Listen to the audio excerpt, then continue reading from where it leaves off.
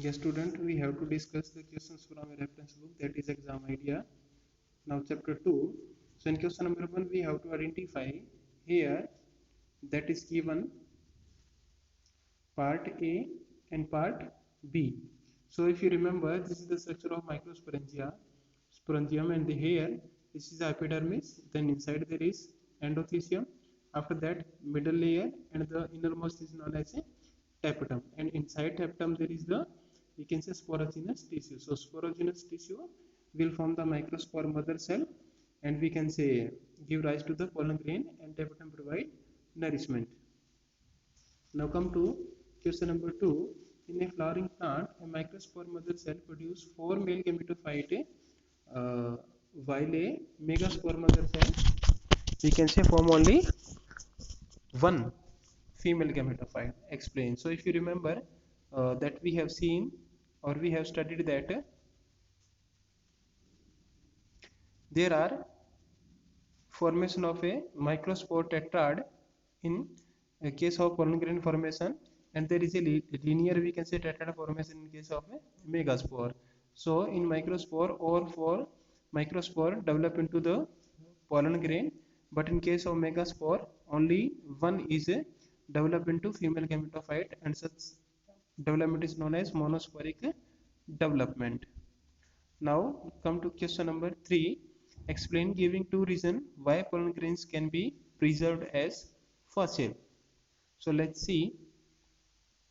We have seen that the outer layer of pollen grain is known as exine, and it is known as intine. This exine is made up of a special kind of substance known as sporopollenin, which is high, which can, we can say, withstand high temperature, strong acid and alkali. So there is no enzyme to which can degrade the sporopollenin. Now come to question number 4. Name the organic material that exine and intine of angiosperm, or we can say pollen grain, are made of. So this is clearly given in book. That means sporopollenin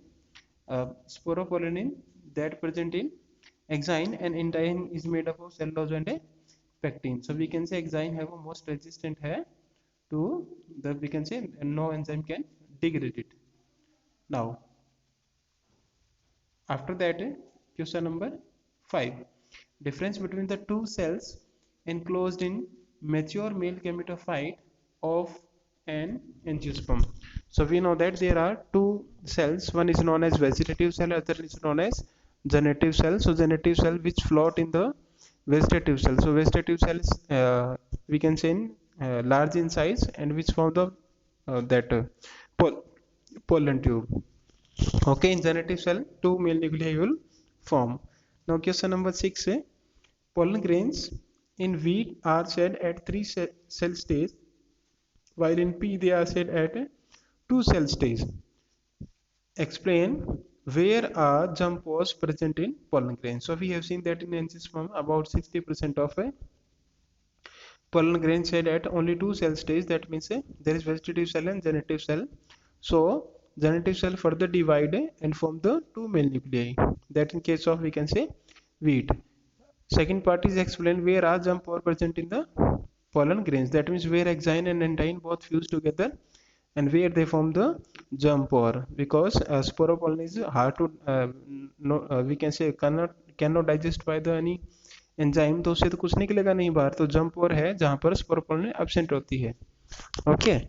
Now question number 7 is a gynoecium of a flower may be apocarpus or syncarpus. Explain with the help of an example of each. Gynoecium apocarpus. Apo mean free, carpus mean, that means pistil, or syn mean fuse.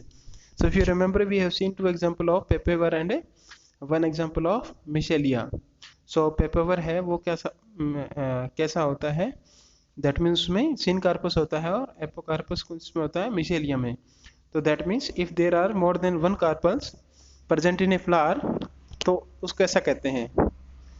Then question number 8. Name all the haploid cell present in unfertilized mature embryo sac or a flowering plant. Name all the haploid cells present in unfertilized mature embryo sac. उसमें जितनी भी cell हैं, we can say they are haploid, but except one cell there are 2 nuclei. तो we can say haploid cell and full mature embryo cell, egg cell है, synergid है, antipodal है, central cell है।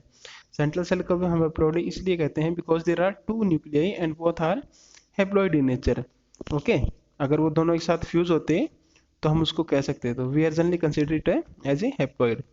Question number 9, draw a diagram of pollen grain with germ tube and two male gamete. I hope there is no problem in this question. Now question number 10, what is filiform apparatus? What is its function? We know that filiform apparatus है synergic के पास एक cellular thickness होता है जो guide करता है pollen tube को for the entry of we can say pollen tube into the stigma। तो वो क्या होता है, हमारा filiform apparatus होता है।